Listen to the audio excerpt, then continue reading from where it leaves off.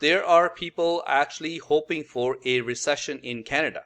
I stumbled onto Twitter, and I guess that's my fault for doing that.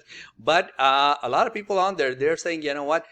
What we need is a recession, because then there will be job losses, and all these speculators who bought like 4 or 5 houses in the last couple of years, they will have to sell because they can't afford them anymore, or they won't be able to afford them when it comes time to renew the mortgages, and then they'll have to sell. We're going to get a whole flood of new listings hit the market, and then the market will crash, and they just want to see the whole thing crash and burn, either just for satisfaction, or they want a bit more balanced market. They want the prices to come down.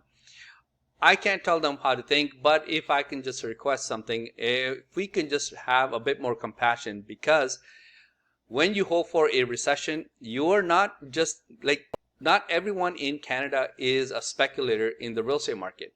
A lot of people had nothing to do with these prices going up. They didn't have $100,000-$200,000 saved up in their pocket to go line up outside a sales office and, put down for a pre-construction condo and investment properties, all that kind of stuff. A lot of people who are going to get hurt the most by job losses and a recession are the people who are already struggling. They are already struggling to make ends meet. They are renting a basement, they're renting an apartment, whatever the case might be. They are doing minimum wage jobs. There's some of them were working like 2-3 jobs just to put food on the table. So when you hope for a recession, don't think that it's just this crowd up here that are buying like 5-6 houses.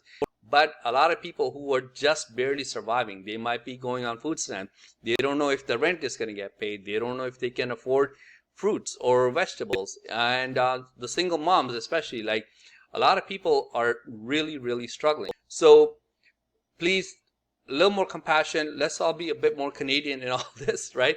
Now, I know I'm going to get backlash in all of this because you never tell the internet how to think. So that's rule number one of many, many rules of the internet. You don't tell people how to think. But all I can say is, don't think of people who are just barely surviving right now, doing factory work, doing like, whatever the warehouse work, whatever the job might be.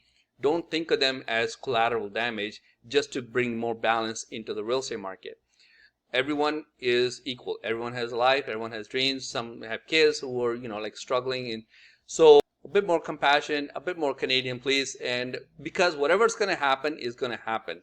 Like, I'm not stupid enough to say that, hey, don't wish for anything. Everything's great. We're in la la land. Everything's good.